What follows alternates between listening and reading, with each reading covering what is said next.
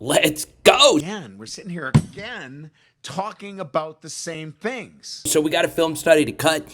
I want to actually start with this kickoff return.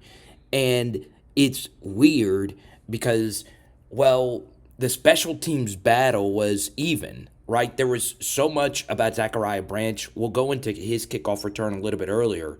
But this is one of the best kickoff return tackles I have ever seen. Okay. Now, who was responsible for 24 on this kickoff return here? Well, nobody. Okay. He is actually the outermost guy, and the design of this return to the left makes you think that we're going to get past 24. I want you to see, though, every single block here is perfect. Okay. Would it have been nice to have somebody get to 24? But I want you to see this.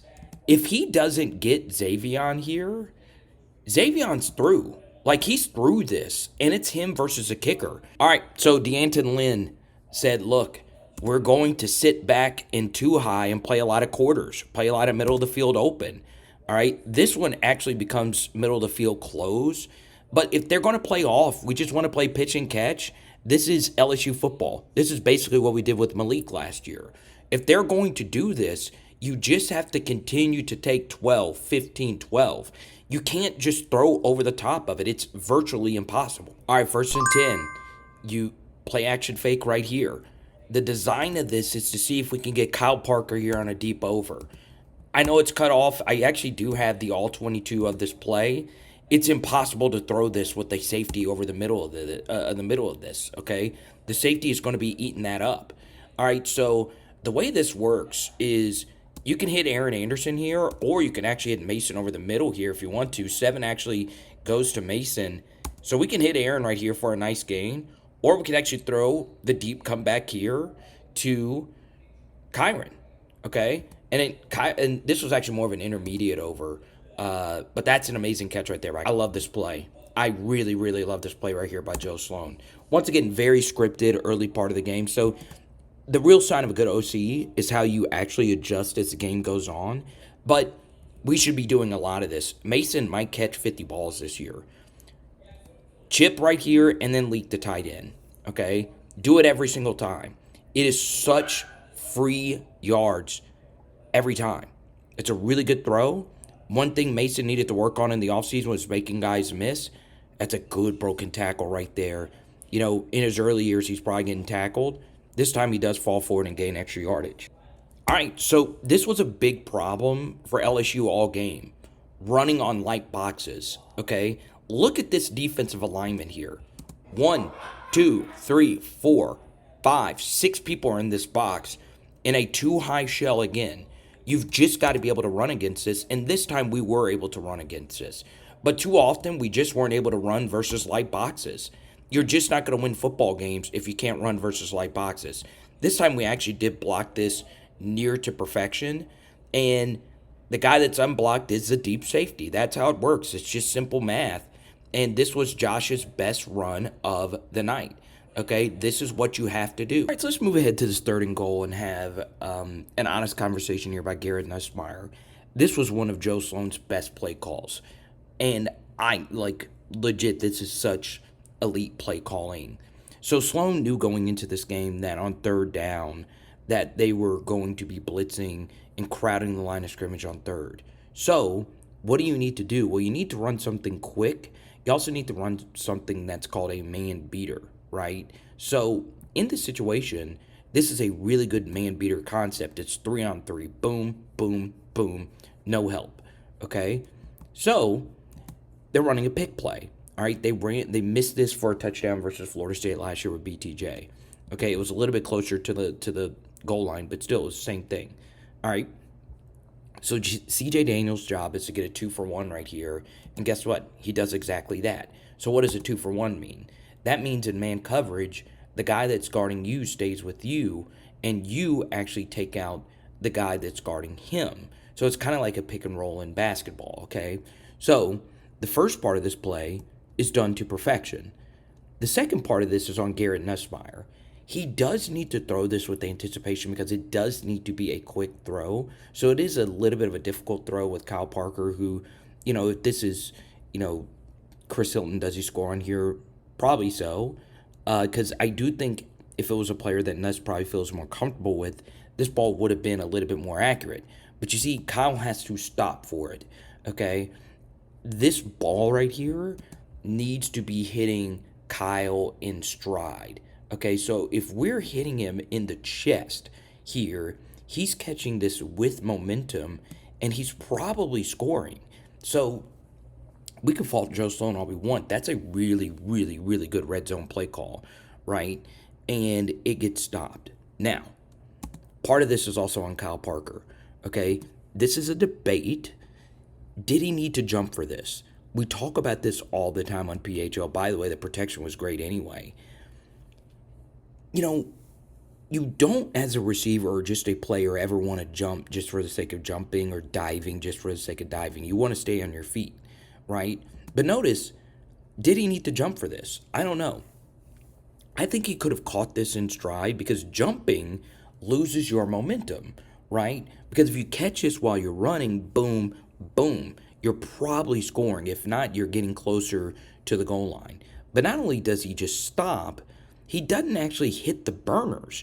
You'll see that the linebacker is able to catch him now because he had to stop, regather his momentum, and we want to take it to the linebacker. Instead, we just kind of let him take it to us, and we go down, and Kyle actually gets hurt here. Now, one more thing, to add injury to insult. He did get hurt, okay? We don't want anyone getting hurt, and I thought Kyle played okay in the limited snaps. If you get hurt in this situation, just fall down. Totally legal. You're actually hurt. So we take him out of the game. We almost have a delay of game penalty. We have to call a timeout. Now, should we have gone for it here on 4th and goal from the 3?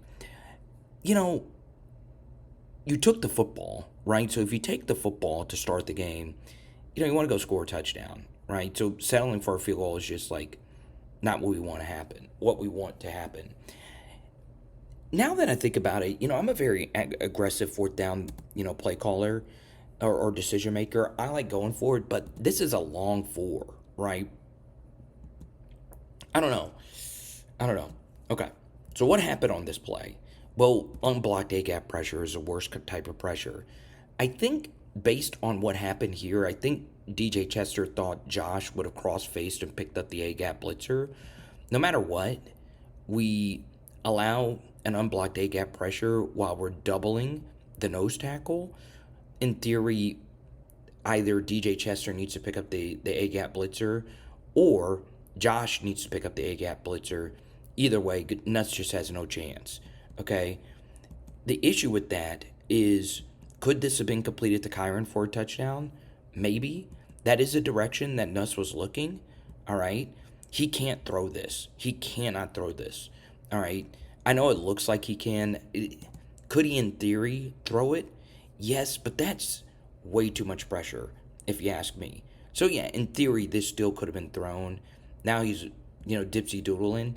This looks bad on Will. It's not, because Nuss had to spin into this pressure. Could Nuss have stepped up and made some kind of truly miraculous play? Sure, he could have, but he just throws it up, and, we lose out on points here. So should we have kicked the field goal? It's a little bit of a hindsight decision, 50-50 decision. The thing that I hated about this 4th down decision, though, was later in the game, I think it did hurt Brian Kelly's 4th down decision making. Okay, so this first play that we're going to break down for the LSU defense is actually going to be a macro concept instead of something like miniature about this LSU defense. You know what's wild about this group? Is the blue chip ratio, the overall talent of this LSU defense is not really that great from a recruiting perspective. LSU started 6 4-stars or better and 5 3-stars or worse in this game. Okay? Now really think about that at LSU. And how many of these 4-star or better players that started are actually elite NFL prospects? One, in Harold Perkins, right? It's a lot of year 4, year 5, year 6 kind of guys that are 4-star or better. And then when you factor in that most of the catches and plays that USC made in this game were extremely difficult plays, like legit SportsCenter top 10 level catches, that tells me that this LSU defense is outkicking its coverage. I mean, look, this is a Grand Valley State transfer that's in the game. And this took an absolute play call on the second in Chapatulas here for it to work. And look at this. They've had 4 guys to just block everyone. This actually ends up not being that bad of a play. This actually ends up being a really good job by Ashton Stamps getting off this block and mitigating this damage. So, and we ended up getting him running horizontally. All right, so let's break down the catch that everybody's going to be breaking down on First Take tomorrow. I mean, this is one of the best catches I've ever seen in college football history. And I understand that so much is going to be made of whether or not this was a catch. But it's not actually the part of the play that I want to break down. Once again, did this ball hit the ground? It probably did a little. Now, this is the issue with this catch.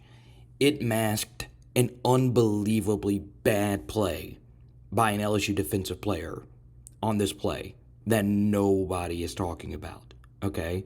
And you could see who that player is by signing up for our PHL Patreon. Yes, it's very simple.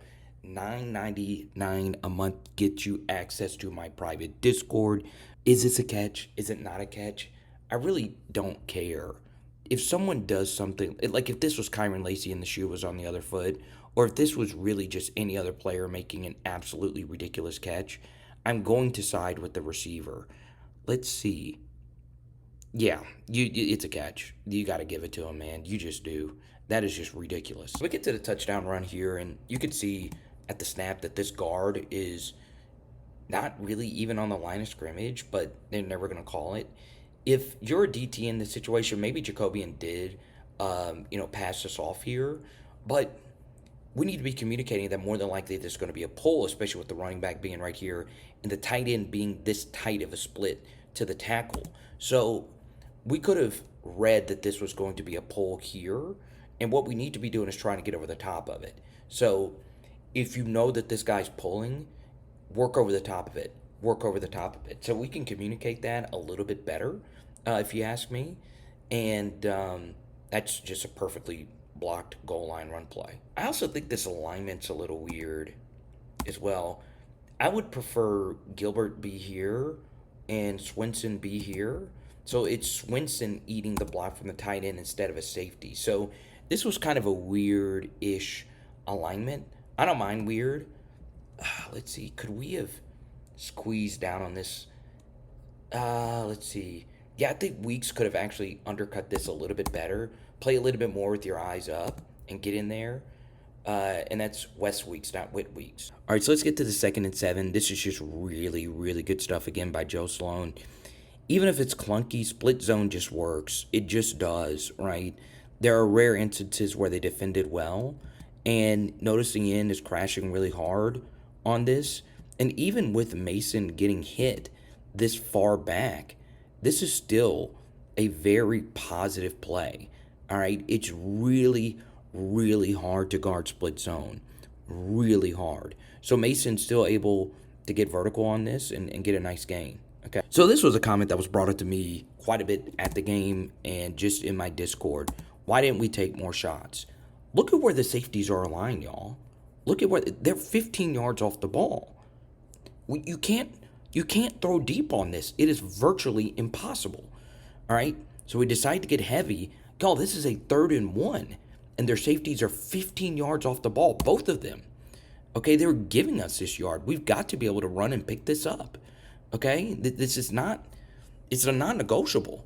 Okay, look at that. So we do run it. It's still very clunky, but you just got to be able to run versus too high. It's just that simple. All right, so I want you to remember this play, all right, here in a few plays. Remember, this is an RPO read. Garrett's read right here is this player. More than likely, it's this player, all right? This might have been a throw all the way. Either way, notice when we throw these bubbles, how hard these defenders are, running towards it. Look at Kamarion Pimpton growing as a player. That's a really good block right there by Pimpton. And we want to do this all day, every day. Look at this block by C.J. Daniels as well. You can't block any better than that, y'all. It's perfect, perfect, perfect blocking. And that's just excellent football. So remember that screen 2 plays ago? So now this is a very interesting way to run this. You motion your best player, and now you get a 3-on-3 look. All right? So it looks as if we're running the same exact thing to CJ Daniels. But no, we fake it, and we're actually throwing the deep ball here to KYREN. Okay? Now, if these DBs are still all the way far back, we just throw it to CJ. But instead, we get a one-on-one right here for KYREN. Take a look at this. The DB is still over the top of this, and KYREN still makes a ridiculous read on this ball, catches it, and scores. I mean, just look at the body control. Actually had that ball against the helmet, gets 2 feet in bounds. Look at that. Ridiculous. What a player. That was a stupid penalty by KYREN LACY. Stupid. All right? You all know what he did. And honestly, I'm not sure if I'm allowed to show what he did because it could get me potentially demonetized. But, you know, it is what it is. So it does allow Zachariah Branch to get a return. What's weird is he does not catch this clean at all, and he's got to regather. Let's see if there's somebody that this could have been on here. All right. Y'all, that's a block in the back. Oh, man. Wow. Wow. Wow.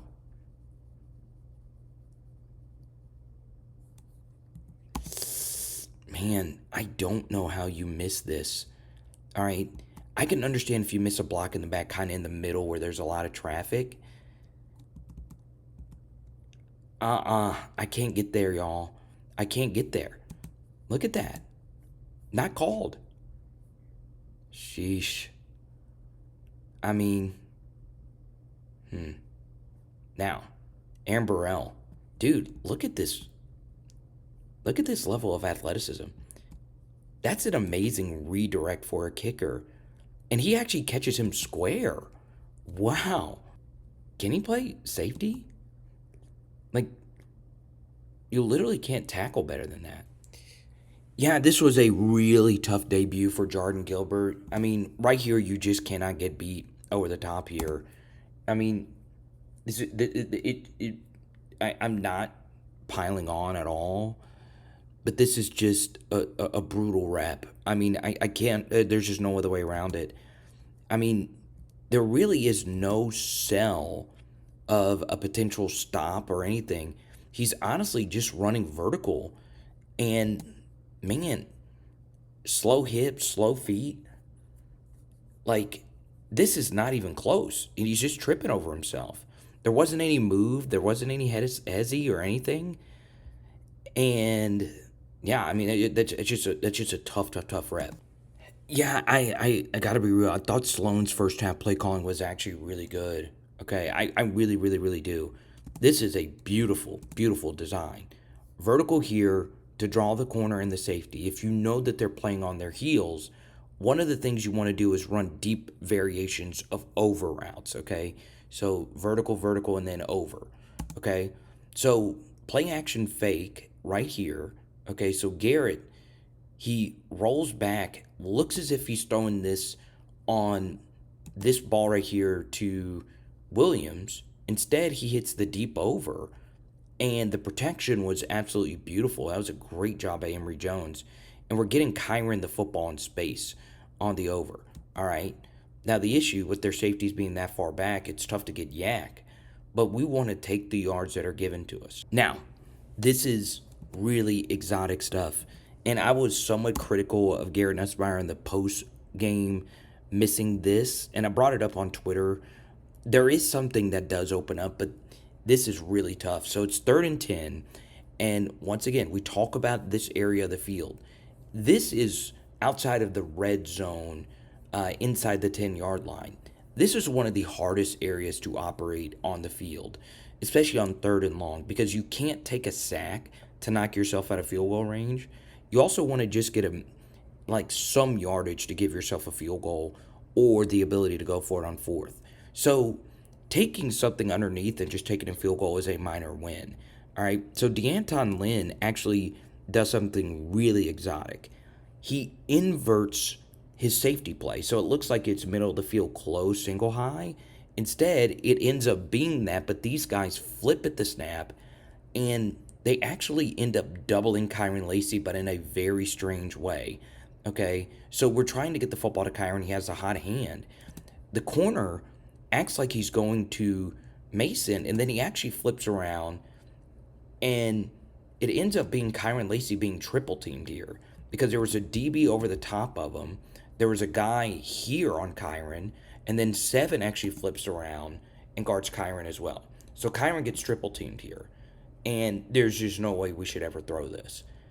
The second thing that happens here is Garrett does end up taking the mesh, and this actually is a really good throw because not only do you get it there, it's in the middle of the field, and that's a pretty sizable difference, 5 yards at this point for a field goal. Now, I did see a replay of this. It's not on this copy. This would have been like Burrow level throw. This is a really, really difficult throw. And you wouldn't think that this would have eventually gotten open, but the dig right here from CJ did get open over the middle of the field. This would have been a really, really difficult throw because, number one, this play did take forever, and he did step up into the pocket, but there is a camera angle that does show that Nuss did have CJ on the dig. It was tight, okay? CJ is about right here. It would have been really tight. So that's a win, if you ask me, and we just kicked the field goal, tie the game. So I was told that this package was going to be really good for LSU. This is an extremely exotic package that Blake Baker brought in, and honestly, it was a disaster. I don't mind being exotic, all right? But this is really, really exotic personnel, all right? You take your defensive tackles out and you bring in two ends to become the DTs. This package had been doing really well in practice. You then have Harold Perkins on an earlier play, you have him as a rush in. And what's good about this package is any one of these three guys can, well, any one of these two guys could be an off-ball linebacker, and Braden Swinson's just your best rusher, and you just have him out there, okay? Here's the issue with it. We did not do a good job getting pressure out of it at all, right? So this is what LYNN is known for, simulated pressures. We did a breakdown on it earlier this week. Weeks backs out, Harold Perkins blitzes. The issue with doing simulated pressures in this situation is, well, the offensive line knows that they have 5 guys to block 5. Well, now, if you back out, you know it's just going to be these 4. So it's a little tougher to have an effective simulated pressure in this situation, okay? Especially with where the depth of our DBs are. So the offensive line with process of elimination has a good idea of what's going to happen here, all right? If you were to do a simulated pressure, I would prefer one of our nickels be pressed here, just to give us one extra potential option as a blitzer. So you see, this is just destroyed, all right? Savion Jones going up against this guard, boom, he gets knocked into Harold Perkins, boom, and this is the worst type of rush. Guys running into each other, none whatsoever. Now, this ends up being a decent bowl, but we don't want this. We really don't, right? We want to be aggressive versus pure pocket quarterbacks who don't run, which is Miller Moss, right? Really, really, really poor job of this. Now, another thing I don't like about, and I'm a very exotic guy when it comes to defenses. I don't know what the hell this is, okay? I don't mind running inverted coverages like we just showed you one a minute ago. But, I mean, what the hell is this? I mean, I really don't know. He comes in and becomes a robber, and Major Burns becomes the new center field defender. This is just being exotic for the sake of being exotic. And what actually ends up happening here is this should have been a walk-in touchdown, all right? This is a long way for Weeks to get over here to get a piece on Makai Lemon. And then what happens here is the go route ends up being left completely untouched. So we didn't get the jam here. Man, this is just a weird play. So we invert these guys.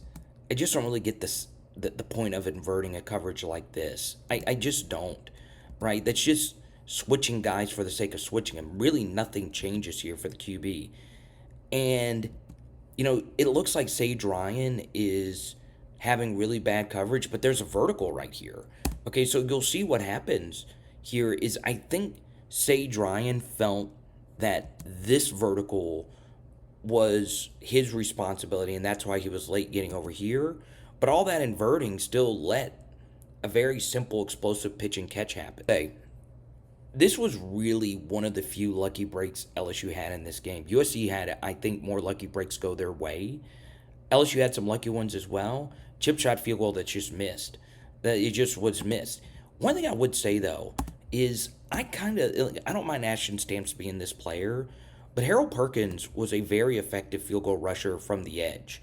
Versus Missouri had a few nice blocks. Let's see where the laces were on this. Yeah, you see they're kind of facing this way. I don't know if the kicker prefers it that way. It's not the worst hold, but we're actually going to get to one a little bit later that was questionable. All right, here we go. It's 3rd and 3. Y'all, you can't run deep stuff. I told you guys this is what LYNN was going to do. Told you. You can go listen to all the live streams. We did a ton of LYNN film studies. He was going to play very deep and give LSU the intermediates, okay? They were going to force Mason Taylor to beat them. Okay, they weren't going to let KYREN or CJ Daniels beat them. Okay, so they bring a late pressure, and I understand this is open for Garrett Nussmeier to just hit Mason. Obviously, Jaden was really good at hitting Mason on just these little stops, right? So we want to throw this, and any QB coach would tell you, if you do see both the backers or just a backer here blitz, there's no way that this guy can get over here. There's no way that this guy is leaving KYREN LACY in this situation either. So, process of elimination, we want to throw in the direction of the blitz and just hit this. So, you want Garrett to get off this and get here, okay? But the truth is, Garrett sees that 14's playing off, and he decides to throw an outside shoulder ball versus somebody playing off. And guess what? This actually ends up being a good throw to his outside shoulder. All right, he just makes a really good tackle, and I think Brian Kelly should have gone for this.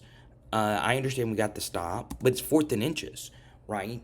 Go for it. So we've reached a halfway portion of this film study. If you guys don't mind, please drop a donation, Venmo, Cash App, at Card of the Power.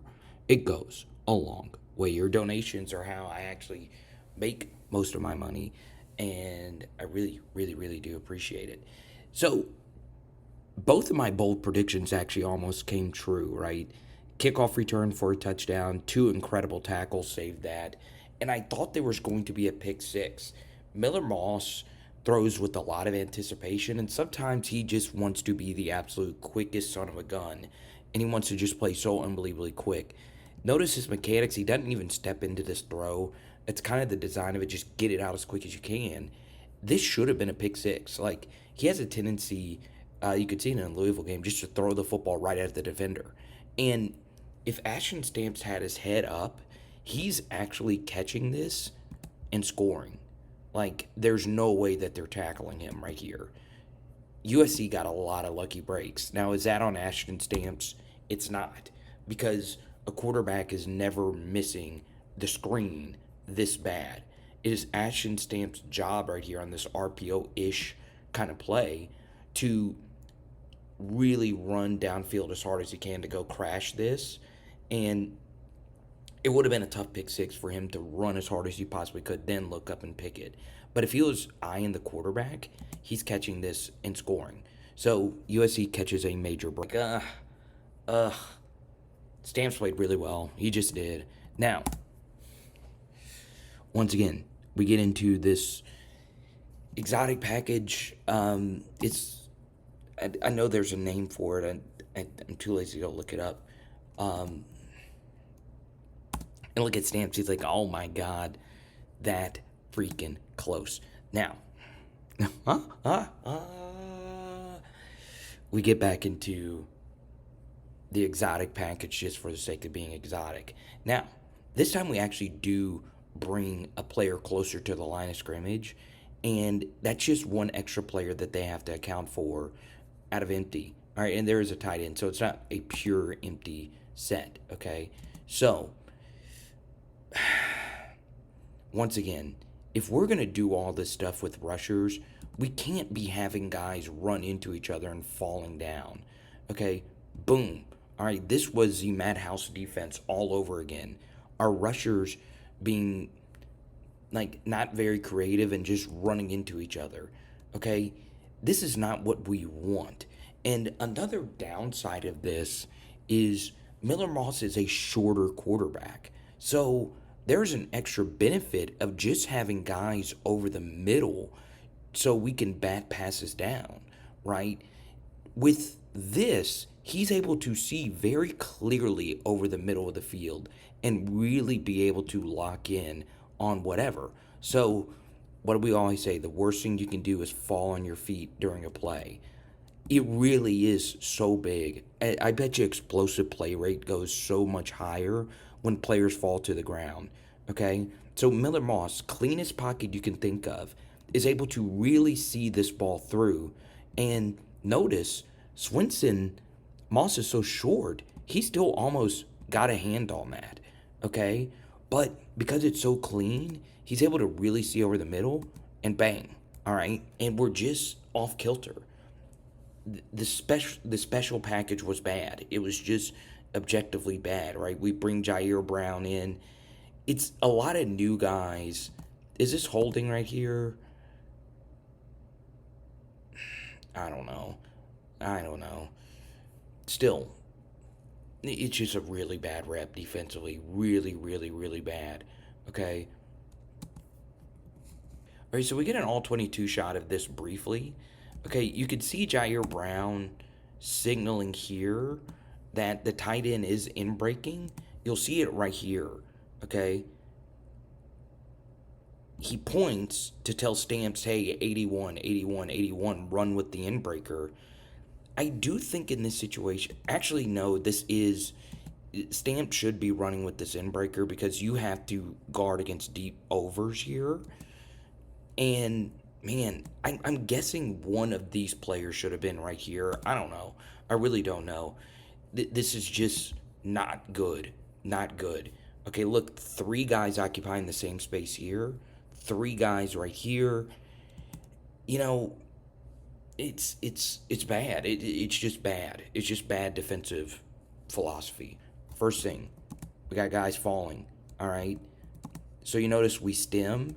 I do like stemming at this portion of the field because you can get a free 5 yards and knock them out of field goal range. The downside of a stem, though, is if they snap during your stem, you can really be off balance, okay? And Suggs falls down immediately. All right, he does get back up pretty quickly. Guys are running wide open. I mean, it's not just this. Okay, look.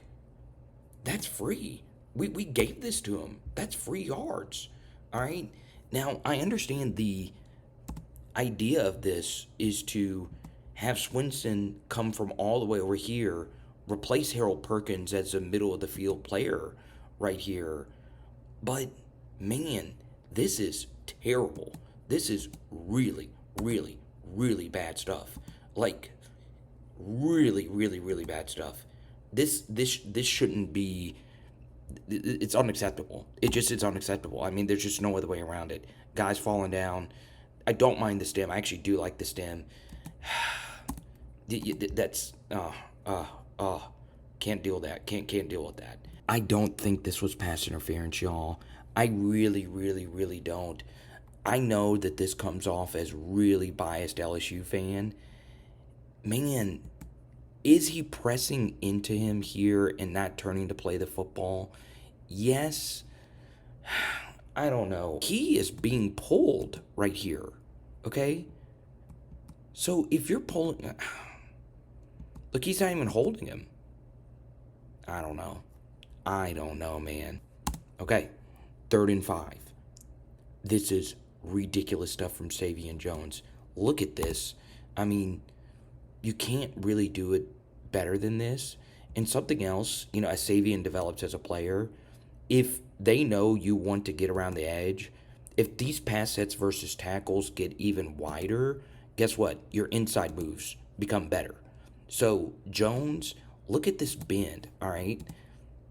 Once again, if you go to the PHL Patreon, you'll see what I'm talking about here. Look at how violent that rip move is to get upfield, bend this edge, all right? That's just good stuff. That's good stuff. And you get your hand on the football. That's good stuff. That's really good stuff. You almost got that ball loose. Now, notice we're not dipsy doodling, inverting, hopscotch, dipsy doodle, whatever. We're just playing coverage. Okay? Sometimes it's not some crazy blitz that gets the job done.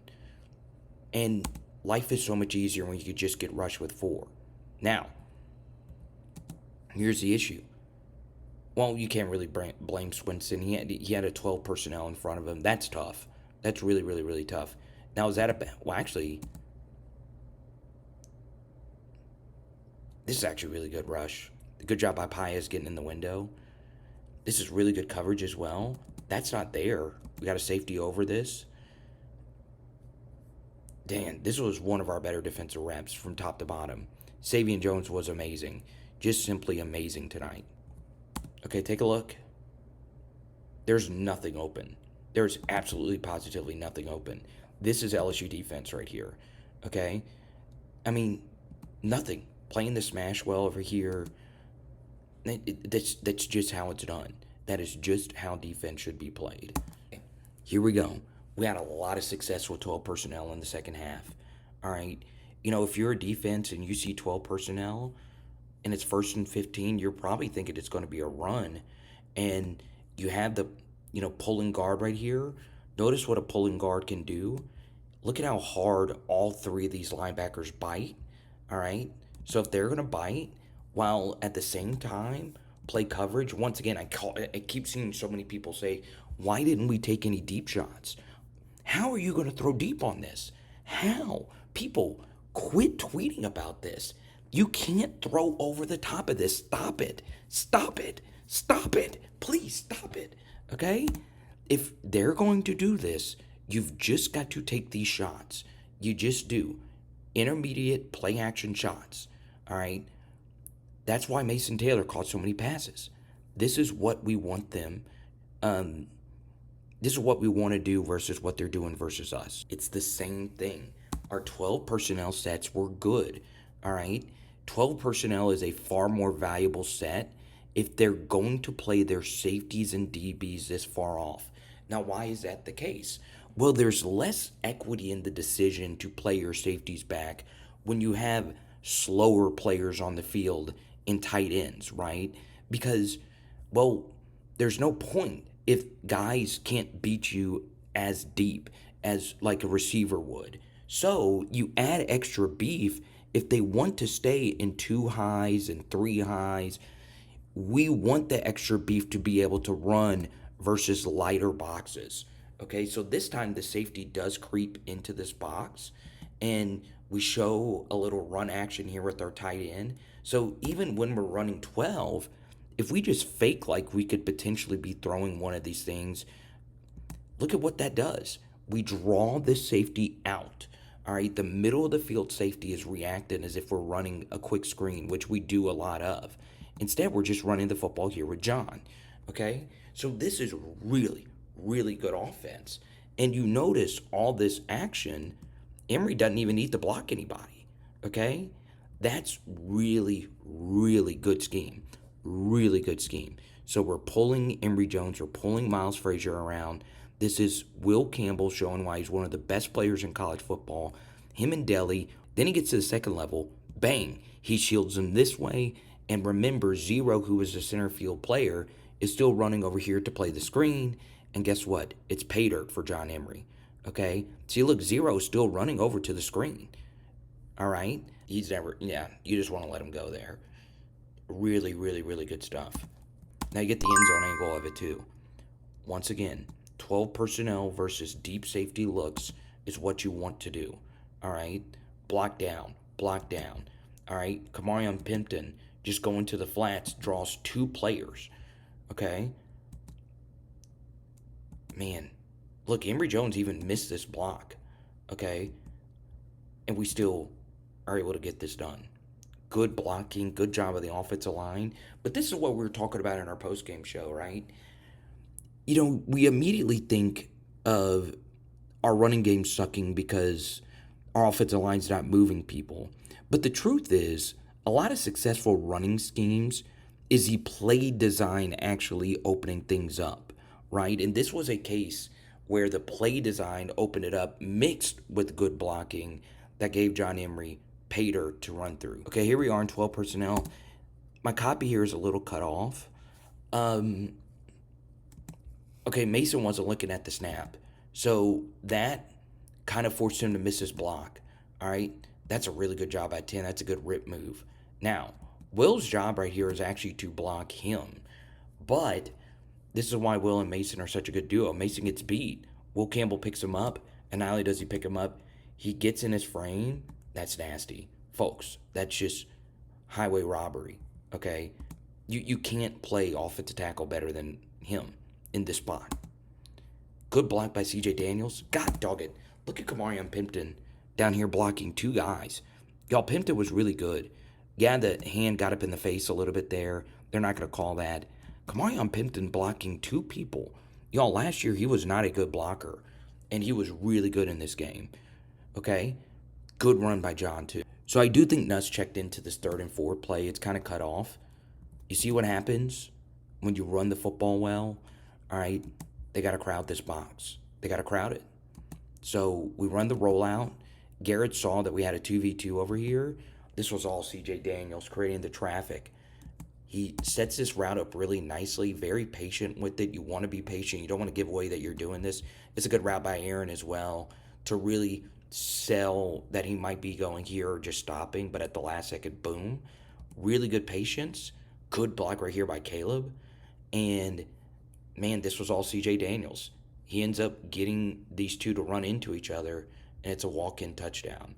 It's a good play call when the DT is the closest to the wide receiver, and it's a walk-in touchdown. All right, one thing I can't get out of my mind is how unfreaking believably lucky USC was on this play. All right, they're running a reverse here, and, well, I don't know what the hell 4 was doing here. I think this is Jaquavius Woody Marks. So the first thing is the design of this is to first show that you might be running like a quick screen. I do think Zachariah Branch was just too slow in getting over here. Right, this is a long way to go, and I think Woody Marks is like, wait, why aren't you closer here? All right, and I don't know if this was supposed to be, I think it was just supposed to be like a little reverse and he's your lead block. I really don't know. Okay, but this is why this is so free. This play drives me nuts how lucky USC got here. Okay, the first reason they get lucky is Greg Penn, who's not really a ridiculous explosive play linebacker, downhill linebacker. He actually beats this lineman here, and because he beat this lineman so quickly, he's able to hold Woody Marks, and Woody's not able to fully pitch this ball back. If he was able to fully pitch this ball back, Suggs would have picked this off in air, right? It would have been a fumble, but he would have just caught it in midair, and he might have scored if Branch wouldn't have been able to bring him down. You see what I'm saying? So right here, because Penn is holding him, this ball ends up getting short-armed. Now, if you actually watch the flight of this ball, you would think that this ball would have bounced this way, right? He threw the ball backwards, but it has this weird kind of spin on it, and you'll see that it has like this weird English. And watch how this ball actually bounces. It bounces back right into the arms of this offensive lineman. I am okay with fans calling out play calling, all right, because this was not Joe Sloan's best game. However, you cannot, in good faith, call him out for not trying to hit deep shots. Y'all, this is a really, really well-designed vertical concept. really well designed. Okay.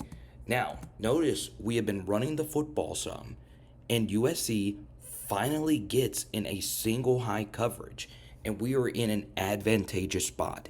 Second and 14, our freak receiving tight end right here, and our two best deep options motioned here. Okay. So the design of this play is to torch, and I mean torch, a single high coverage. Okay. So what is he designing this play? All right, this is a vertical being run here. And then what KYREN LACY's doing here is he's running around as if he's running here, but then at the last second, he actually goes this way. Okay? But watch what USC does. This is a very creative way to guard against this kind of play. The underneath defender actually gets play sideline side of KYREN, and the corner bails out. They get into cover three, and guess what? KYREN, who's been really good at running these types of routes at LSU, 7 bails so far back that he's ready for KYREN breaking back towards the sideline. Okay?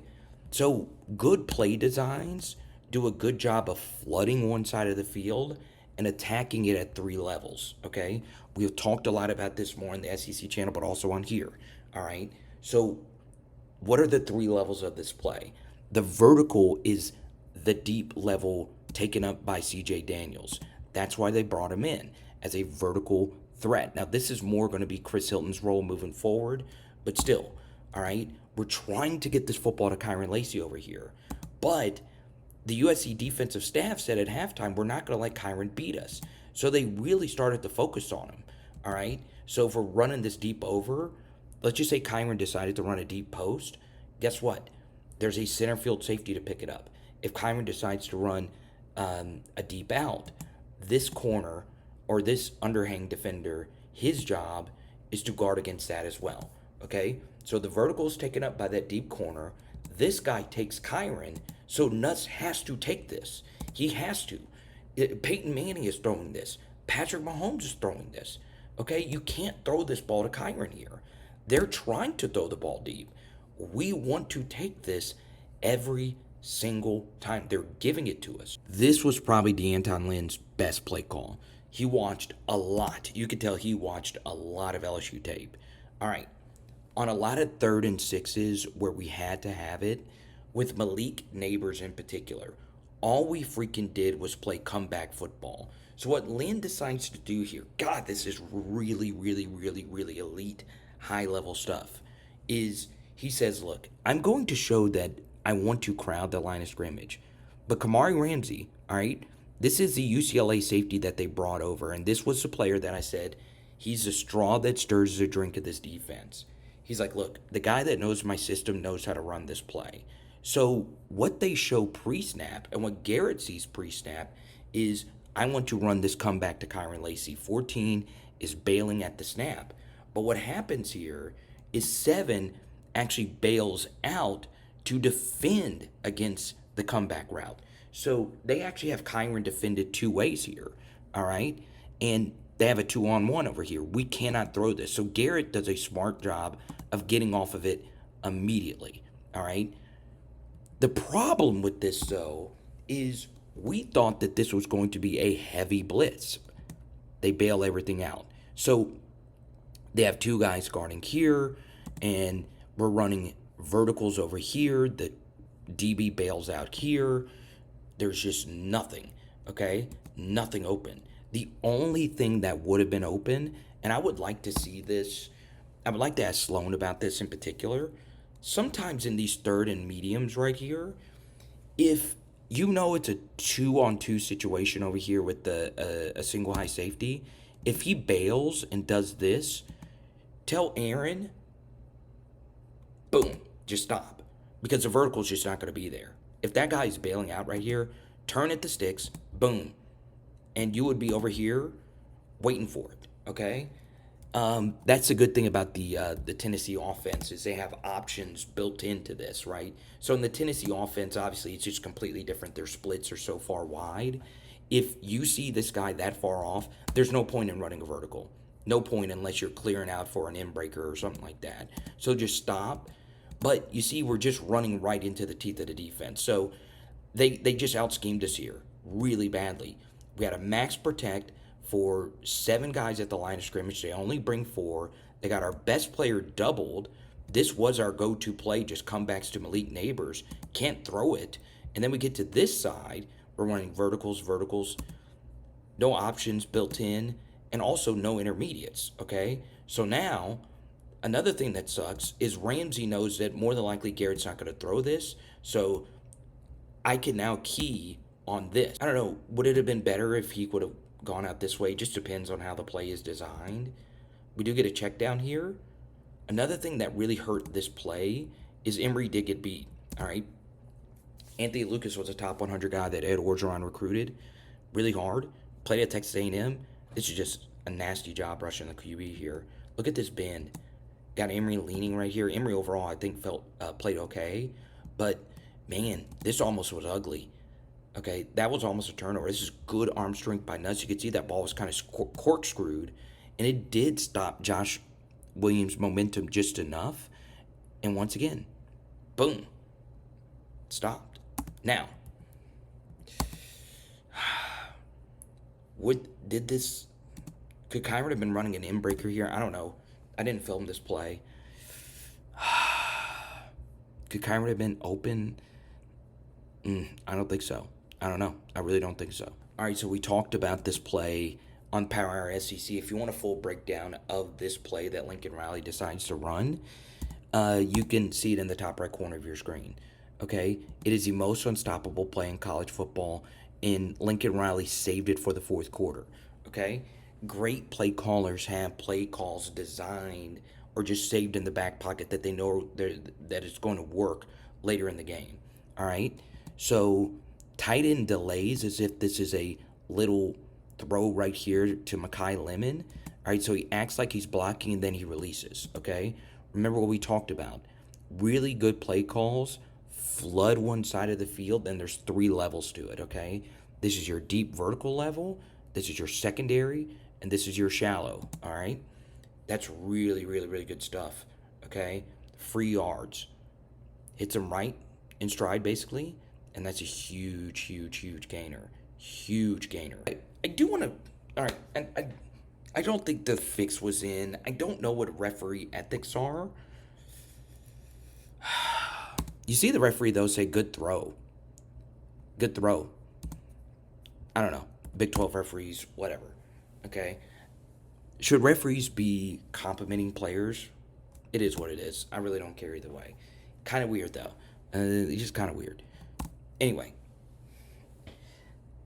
I don't know why Whit Weeks didn't play more at the end of this game. This is a ridiculous play by him. Just ridiculous. All right, here he is in the backfield making stuff happen, and this was the best throw of the night. Miller Moss, okay, threw Whit Weeks' arm right here, makes this throw with a lot of anticipation. Man, dude, you're just not beating that. You're just not beating that ever. Okay, if you're able to make that throw every time, you just got to live with the results. The team is on the freaking line. Why is Whit Weeks not on the field? All right, I understand.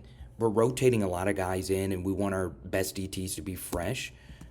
Okay, I was a little shocked that I'd see Sean Washington. He had some really good practices, but JBR Suggs, year 6 guy, true freshman Ahmad Bro, man, I love Ahmad Bro, man.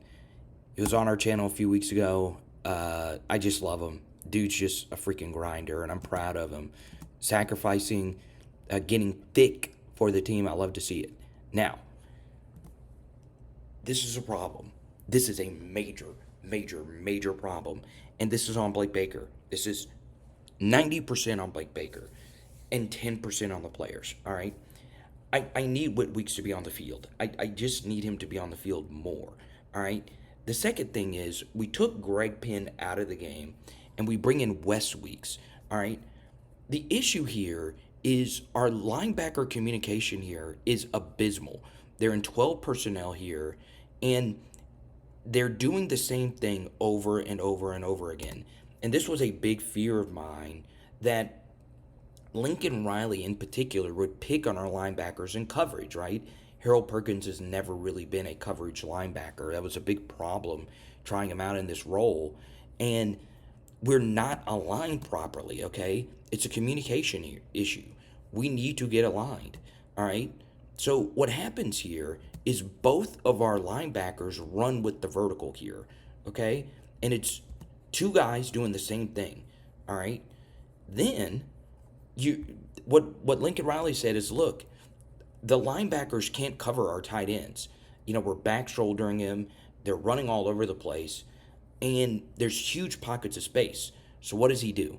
He brings his receivers out wide over here, has a tight end delay run behind this tight end, and both of our linebackers are running with this tight end, as is our corner.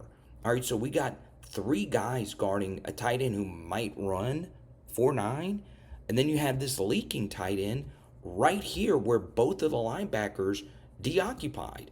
We don't want this. We don't want this. We don't want this. And then we don't have the flats accounted for. Okay, once again, two guys doing the same damn thing. So guess what? And Miller Moss wanted to throw this to 4.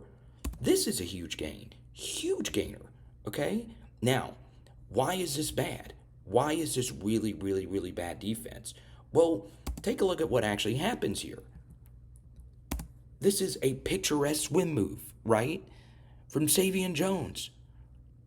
This would have been a big sack or something if we could have just stopped this or slowed this down. That you can't do this any better. Was there a little tug there? Maybe. They're never calling that. Bad. Bad. Bad, bad, bad, bad, bad, bad, bad, bad, bad, bad, bad, bad, bad, bad, bad, bad, bad, bad. God. Bad.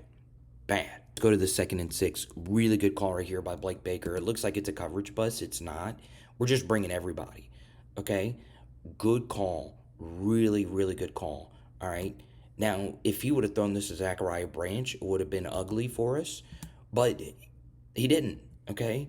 Make him make a quick decision. And the slant actually is a really good decision here because it is wide open. But we bring one guy extra that he couldn't block. And Womack does a good job getting his hands up. Every defensive end should be able to make that play. And once again, this ball was batted so high in the air. All right? Lasted longer than the Titanic. Jack and Rose have already kissed before this ball lands. Sometimes it's better to be lucky than good. That's how close Savion Jones was from having one of the best defensive end games we've seen at LSU. He really was that good, and he almost made that ridiculous play. So lucky. It's so lucky. Okay? Now, could you argue that we also got lucky that he didn't throw this ball to Zachariah Branch? Sure, but that's part of the play, right? He's not ever thinking that Major Burns is actually going, right? So it's just a good design, and Blake Baker doesn't get paid off with the good design, all right? God, I really like this from Blake. I really, really, really do. One of the best things to do when you're running a counter, and I really do like the design of this counter. I love having the running backs in pistol. I think pistol is very underrated. But, when USC is in this formation, remember earlier, it was clear that they were running like a counter or something like that away from the receivers. The best thing to do is actually have one of your freak athletes catch it from behind. Okay? Now, the danger of that is, let's just say you do break it, that's one less fast player to catch it from here, if that makes sense. So, Whit Weeks gets the credit, but man, this was Braden Swinson's best play of the night. Watch him crush this tight end so bad that he gets in the way of the pullers, okay? And that created enough traffic for Whit to catch this from behind, and it become a really negative play. Good stuff. Really, really, really good stuff. All right, so now we get to this 4th and 9. Man, this was also a really good call by Blake Baker. When you decide to bring pressure, I actually like it when pressures have levels to it. Now, what does that mean? Well, when you have a second wave player. So what they decide to do here is they bring Weeks on a blitz, and then they loop Savion Jones around. Remember earlier, Miller Moss had a wide open middle of the field to throw to? One way to prevent that is to have someone go behind a blitzer and just to make sure he stays in the middle. Okay? I actually think in this situation, Jones just decided to do that on his own. If he really decided to freelance this, that's actually really good decision right there by Savion Jones. Man, he was really that freaking good. And I don't know if somebody was open. They weren't open. That's actually good coverage right there by Jair Brown. Man, this ends up being a life-saving play right here by 79 because Witt is more than likely catching this, and he bats it loose. All right, so this is where Sloan really lost me. I thought this was one of his worst sequences. So on first down, it was a loss. I believe it was a run. Then on second down, this actually ends up being a really good play design, okay? So you motion this running back right here, and you're actually running smash, right? The running back takes the flat, and then in theory, you throw this football to Mason Taylor right here, okay? But Garrett reads, God, this is really good quarterbacking. Garrett sees that this backer decides to get underneath the smash. So he's running all the way over here. This ends up being a really good play by 4. All right, so the truth here is Garrett goes from left and then full field scans here to right. If he gets this out, if this motion is just a little bit quicker, if it's just a little quicker, okay, 4 is not able to redirect and get to Penton, and Penton's picking up this first down, okay? It is tough with the umpire being there as well, but still, that's just a really good redirect by 4. Penton gets up, and we have a third and very, very short. Okay, we then get the fourth down, or third down here, and I roasted Joe Sloan for this play call, and deservingly so. I've never understood bringing a wide receiver into block, especially if it's KYREN LACY. This is a win for the defense, right? They want KYREN LACY in here blocking because you no longer really have to account for him as a receiver, right? So now they're knowing that if it is a handoff, they know Garrett Nussmeier is not going to pull it, right? If you're going to do this, run some kind of play action fake and hit the tight end in the flat. Don't just hand this football off because what you're doing in this situation is you know that this is a handoff to the left. You just do. Okay, the second thing is every single player from the backside can just shoot these gaps. All right. I understand Pimpton blocked really well in this game. This was not his best rep. We need the step to be flatter and to get your head across. But honestly, not many tight ends are making this block, especially considering it's hard for him to see the ball anyway. So he's going to have a delayed reaction to a guy that has a better angled view of the ball, who also knows that all he has to do is just shoot this gap. So yeah, this is not the best rep from Pimpton. It's also dead men walking. This is just a difficult block you're asking of him in a difficult situation, and it's a lost yard. Okay, there's just nothing we can do about that. Just a really, really bad play call. And because we lost a yard, we really can't go for it, right? If we were to gain just something, we could go for it on 4th and inches. I still think Brian Kelly should have gone for it here. I'm actually just a very aggressive guy just in general when it comes to 4th down decision making. But because it did lose a yard, it does add to that decision. Yeah, I just think Weeks needs to be in the game. You know, he's just making a lot of plays, right? More than we're in the run game and him making plays on blitzes and stuff like that. But I just think he gives him a little bit more juice as an athlete. But it is what it is at this point. Really good play action fake. It slows down Savion Jones. We do get a good rush here by Swinson.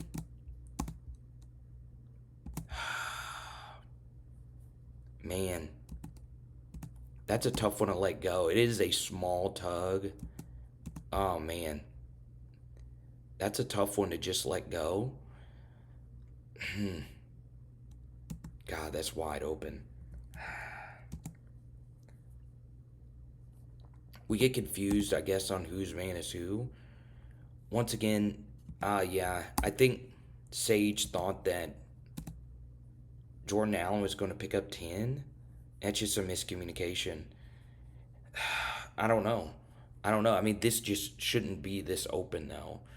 God, that's really, really, really open. I don't know if I can really put that on stage. This is just not good play recognition. Okay, I don't know if we need to hit the film harder, but this should have been figured out. They've already run this for a touchdown. They've already done it. Okay, the guard is clearly pulling to the left. It is clear. You could tell by the splits that he is behind the tackle. And you've already seen this run for a touchdown. And you see where the running back is lined up. This is a counter alignment. So, as a defensive tackle, let's read this, okay? We know that this left guard is going to try and wash us this way. We know that the center is going to try and push us this way. So, why don't we stem? Why don't we work against this? We should have been able to key this a little bit sooner. It's if I could see it, we could see it too. All right. So if we know he's pulling, just shoot upfield and hit him. Okay. But we're slow to react. I don't know what we're doing. Both our DTs just kind of run into the same guy. Look, Tank is hitting the center, as is this DT. I don't know exactly what this is. Okay. We both kind of pinch in. Now, if it was a pinch call where they're both supposed to be going into the A gaps here, sure, okay? But rarely are pinches both into the A gap called, all right? So we get blocked really easily here, and our DT is just completely out of the play, which opens up this hole even more, which makes this run through for the lead block that much cleaner, okay? So now we're just, man, that's just not good. Really good job by Perk working over the top and slowing him down some. And that's actually a really good job right there by Jordan Gilbert, slowing him down as well. That was a really, really bad rep for something that we should have been able to stop, or at least defend better. Oh, man. Major, major, major mistake. Okay? And, we talked about this all week. Jacoby Lane is one of the most natural jump ball sideline receivers, right? He got them their first touchdown because Sage Ryan had to pull him down at the goal line. And free play, it's an automatic alert to Jacoby Lane for the goal ball. And right here, I think you just got to pull him down.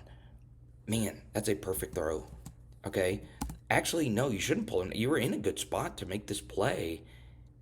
Oh, you just mistimed your jump. Good play. Little push off there, but they're just never going to call it. So Joe Sloan did not have a good drive, the last drive. This drive was phenomenal. Absolutely, positively phenomenal. Okay? Let Will Campbell decide this game. Good down block right here by Mason Taylor to seal this in. So CJ Daniels had a really good game blocking. Good job by Will. Bang. Honestly, this was not Will's best rep right here. 13 actually takes it to him. Man, that's a really good rep by 13. And you notice that actually slowed Josh down just a little bit. That was actually a really good job right there by USC. This is just ridiculous quarterback play by Garrett Nussmeier again and again and again. Okay? So, remember, what has USC been doing versus KYREN LACY? Well, they know when the game is on the line and it's third and medium, they like to run comebacks with KYREN LACY. And guess what? That's what LSU wants to do. But instead of a safety actually doing it, one of their thicker edge linebacker players end up being the guy that guards against the comeback, right? So this is a true, not just double team. In essence, it's somewhat of a triple team, okay? They're guarding against the comeback and the flats right here, and it's cooked. It's absolutely cooked, all right? 34 picks up the flat. There's nothing KYREN could do against this. Corner peels off and picks him up. He's doubled, all right? So Garrett does a good job not panicking and looking somewhere else, and then he eventually finds Aaron Anderson.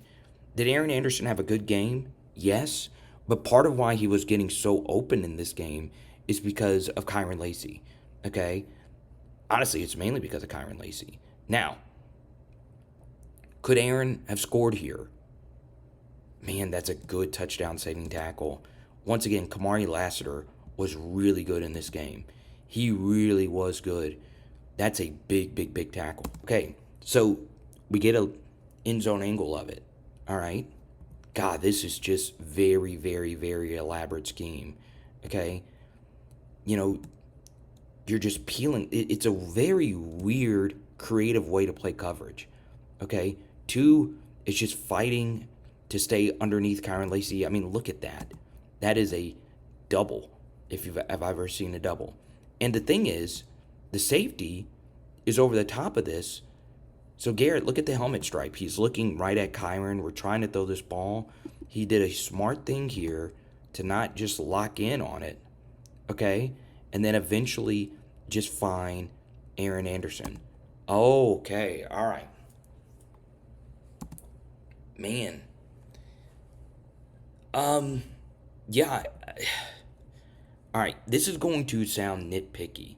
This is going to sound very, very, very, very nitpicky, okay? So, you notice this is a dig with a dig running behind it. I am a little shocked that when Aaron was this open, he didn't actually bend the route this way, okay? Because if he does bend the route this way, he's scoring, right? Because he's able to catch the football with momentum going away from the safety, and it's tougher. It's just a tougher guard, right? Because he went flat and had to wait for it here. Once again, it's the same thing here, okay? Did he have to jump for this ball?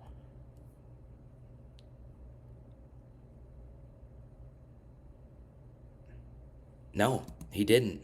Oh, man. Oh, man. So I understand he had to wait for it, and it did stop him.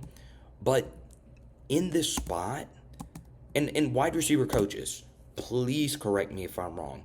Please do, okay? But right here, I would have been waving my arm going this way, right? Have a little bit more of a feel for it because you're wide open.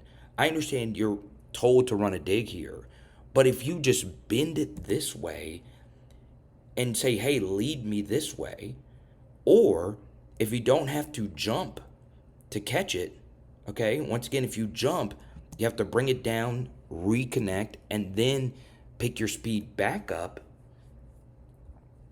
I don't know. It sounds nitpicky because it is.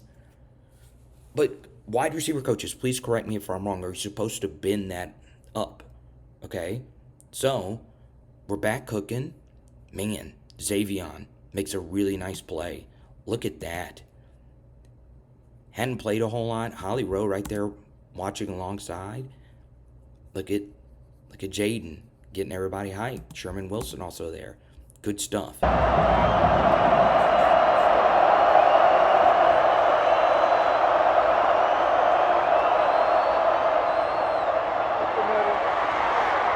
no, we missed it. All right, so we get to this Aaron Anderson play, okay? Let's slow it down. This is a really, really, really good design, okay? Let's let the hot hand keep eating. KYREN LACY, okay, trying to get a 2-for-1. They actually they do not pass this off well. Let's see. So we get the play action here, and yeah, Garrett. First off, just I mean, the timing of this is just a little off. Okay, obviously we want to be pulling this, and we don't want Aaron to be looking towards a sideline. That's probably what spooked Nuss. Okay. Him and Aaron have had just the weirdest chemistry when they've played together. I don't know exactly why right here. And once again, receiver coaches, feel free to correct me if I'm wrong. I don't know why Aaron took his eyes off of Nuss here. I don't know. I really don't. So he eventually looks back, and now Nuss decides to throw it. There was some pressure, and even if you make this throw, could Aaron have caught this and cut back? I don't know. Kamari Ramsey's a really good player. He probably makes that tackle, and it would have been third and short, or maybe Aaron could make a miss. I don't know. But man, I don't know. All right, so here we are, Harry Reid Airport. Okay, this is once again the same thing that they kept doing, and we didn't do a good job adjusting to this. Okay, it's the same thing. Every time they saw KYREN LACY, they just doubled him, right? So everyone was running. Why didn't we have any targets for KYREN? Well, right here, you could see that they actually try to open something up for KYREN, and this is just really well communicated, okay? So what happens here is at the snap, Garrett Nussmeier sees that this is single high right here, and he feels that this rub from Mason is going to get a 2-for-1, and he can hit KYREN as a up the sideline or as a back shoulder. But look at how well this is actually communicated right here. So Zero is already bailing out. You see Mason right here, get him covered, but look, they're ready for it, okay? So they're getting over the top of this. He's underneath playing a trail technique on KYREN, and Garrett decides to throw it anyway. This is just forcing it, right? I understand, like, during the course of a game, you just want to get the football back to KYREN, let your best player decide the game for you, but this should never be thrown. Even if it's freaking Calvin Johnson. I see the back shoulder idea. I guess an absolute perfect throw and KYREN just stopping gets that done. But even then, I don't know. I mean, they have him pinned, okay?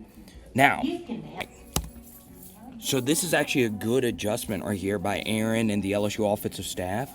Remember earlier when they would invert it and we just kept running vertically? So that's what happens here. This safety actually vertically comes over here. And then Kamari Ramsey, I've been calling him Laster. I haven't slept at all. Kamari Laster, of course, was a Georgia DB. So Ramsey gets over the top of this to get the vertical from Mason. This is a very elaborate scheme. Okay, so you'll see Ramsey begin to... Actually, he never actually ran over there. So I guess you could make a case that you could have thrown a top... No, it's just never there. Okay? But to the bottom here, you do see that this is open to Aaron.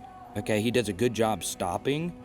And look, if Garrett works here and then actually works back here, he's hitting Aaron.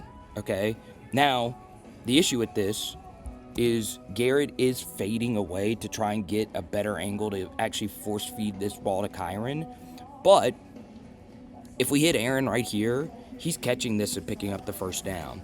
Okay, the issue is, once again, pre-snap, you don't think that this is going to be open. That's why inverting this is a very elaborate way of actually running defense, right? We tried a bunch of inverted stuff. We weren't as balanced. You see how much better spread out all the zones are covered in the way they do it compared to how we did it? Okay?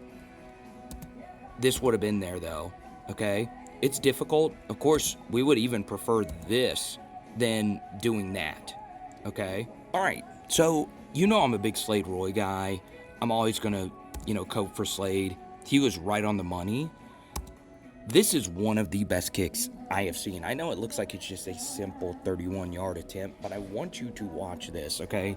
And I asked people on social media to clip this for me because I had to know at the actual game. I didn't film this kick, obviously. This, unless Ramos, I got to go back and watch every kick, unless he prefers the laces to be out, okay, you'll see. Look. Oh, it was a slight bobble right here. Okay, watch it very closely. I'll move my little thing right here. Look, his hand is still right here. And he actually moves it last second. Okay?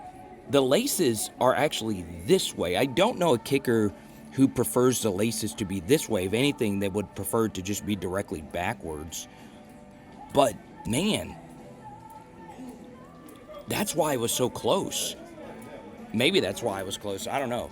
That is a really freaking good kick, unless Ramos prefers it that way. I don't know. I'd have to go back and watch every kick. It might just be that I just saw it there for the first time. So let's break this down as quickly as possible because my flight is about to start boarding. Okay, so hated this call on first right here from Blake. You can't just rush 3 and drop 8 here. and just play too high and let them play pitch and catch.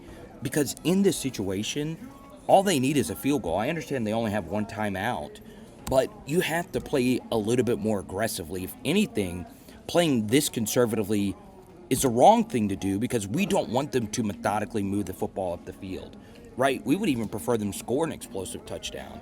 So we don't want pitch and catch. We don't want our best rusher, arguably going into the season, Swinson, out in coverage, one-on-one versus Woody Marks right here, okay? This is not good defense. It's just not. You got to understand time and situation. Swinson's never making this tackle. He's just not. That's just not his game, okay? So, yes, they only pick up 5. That's good if this is like 9:36 left to go in the third quarter, but not right now. That's a really bad play because we stop him short of the sticks and the clock continues to move. And on 2nd and 5, what do we decide to do? Well, it didn't work first time, so let's do it again. And Swinson's job right here is to cover the flat. Once again, it's just weird. Our spacing is weird. Understanding it's a little bit different here because these routes are so close together. But, just stay in front of this guy, right? I understand your job is to cover the flats. But Miller Moss sees that this end is just going this far back. Let me just throw it right here, all right? And, oh, God. This is a big miss right here by Perk, okay? You have leverage over here. Let's just make sure we stop him. You see, he didn't get a clean hit, and we let him fall forward for a first.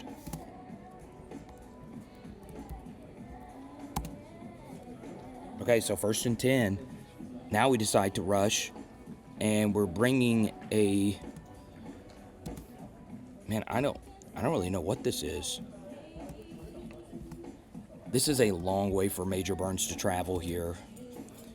I don't like being in too high in this spot either. Once again, them methodically moving the football up the field is really, really, really bad in this situation, okay? We're in too high. We're blitzing. Jordan Allen's on his heels. This is actually a really easy read for Miller Moss because he sees that the nickel blitz and Greg Penn deoccupies the middle of the field right here, and that's just easy. Oh, it was actually a bad throw, but it ends up being a good throw because the clock continues to move since he was short of the sticks, and it's 2nd and 1. That's a really good spot to be in if you're USC.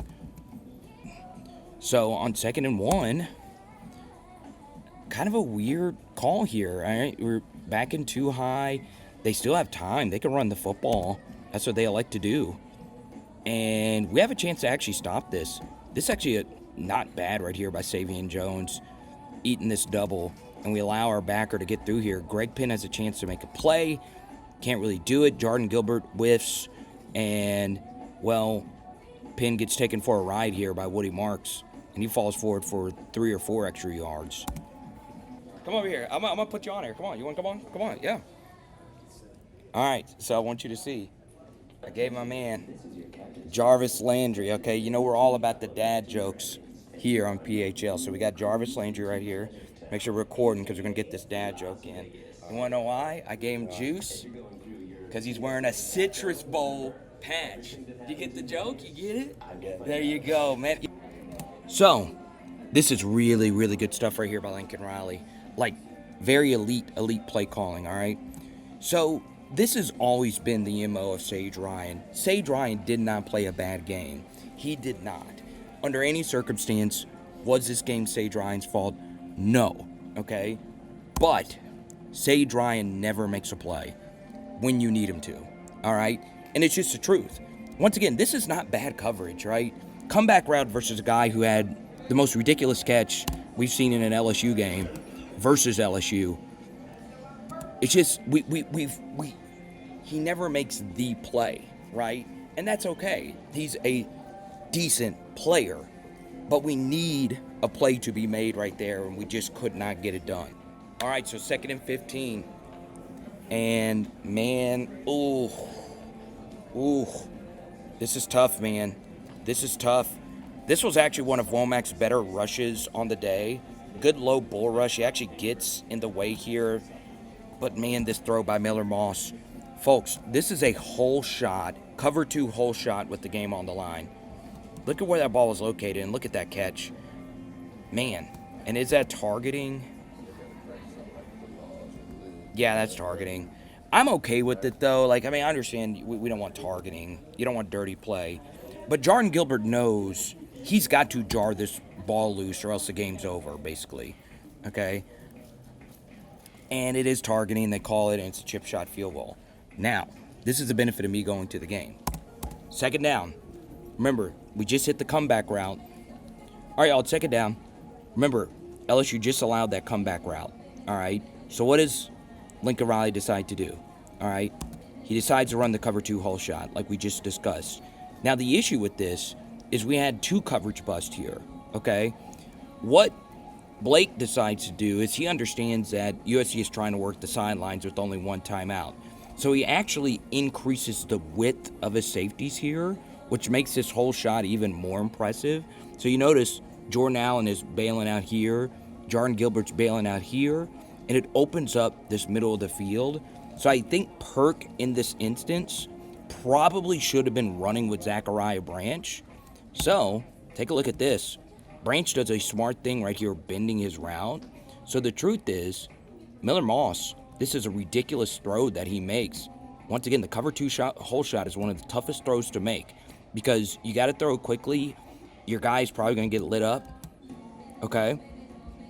But the truth is, Branch on the vertical versus Harold Perkins probably should have been the play here, okay?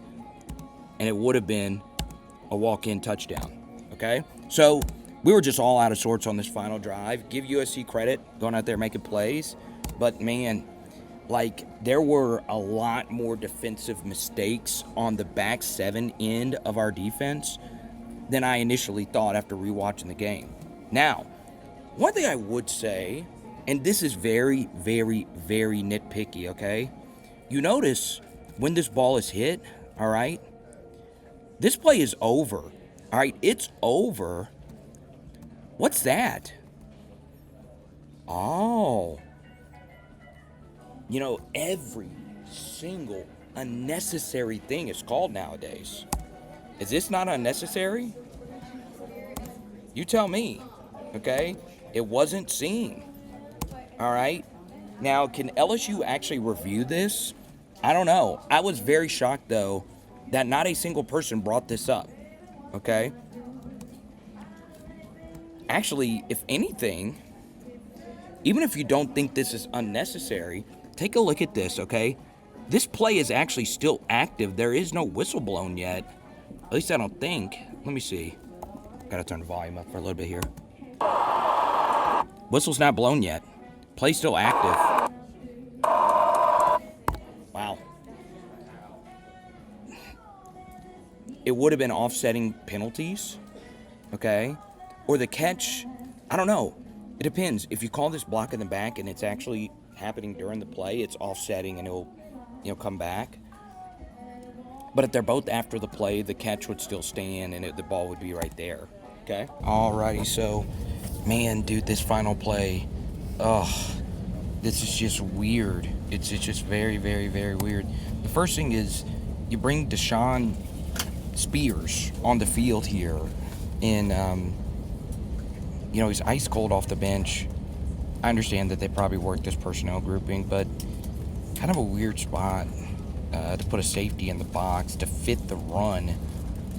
And yeah, Paez just kind of eats this double and he loses his balance, and that's where the hole actually opens up right here. Another thing that happens, and this is an issue from the Matt House era, is we have 2 guys in the same gap, right? Anytime you see 2 guys in the same gap, it's just not good. It's just not good. So Swinson gets cut down a little bit and opens up this hole. Paez is just now getting up. Greg Pinn's taking on actually 2 blockers. He doesn't... this is a really tough spot if we're being honest here. As you can tell, I'm on the plane already. And, he just has never really done that great of a job scraping. all things considered, Spears actually doesn't play this too badly. He's actually the contained guy. He sees it, and he's trying to work over the top, and he's just late. All right?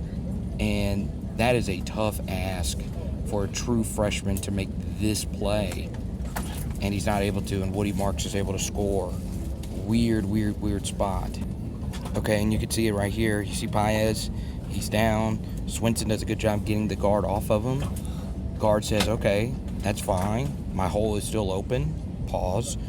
And because we have no mic, it allows Woody to have that much more space. It's just not a good run fit. Overall, we were fine defending the run. Okay, this made absolutely no sense to me. First off, why would USC just give us these yards, right? The second thing is, why didn't we stop and just take this, throw this, get straight out of bounds, and Garrett can crow hop, but we can actually get this to the end zone. I have no idea why we ran everything deep, okay? Throw it short, get what you can, and then take a timeout, chunk it down the field, and guess what? Live to find another down. Some of you told me that the ball actually hit the ground right here, so it is what it is at this point. Alrighty, so what happens next? Well, there's so much to talk about in terms of this game. I do not feel LSU played poorly. I really don't. I think they played good enough to win. I also think USC just made more special plays. We go back to this play from the very beginning. This is a very special play that 24, who's a backup, I believe he's a backup, makes. Okay? USC just made more extraordinary plays than LSU did. And that was a huge difference. USC also got more lucky breaks, I felt. But, this one's tough, so comment below your thoughts. I have more thoughts. We'll get into them throughout the week on PHL. Alright? Everyone's pissed at me still recording in the plane, and, you know, it's life on the road, baby. Let's freaking go. It is Power Hour LSU. Boom. And tonight, we're flying Spirit, baby. So I just hope I make it. Tonight we're doing some chicken parm. Let's go.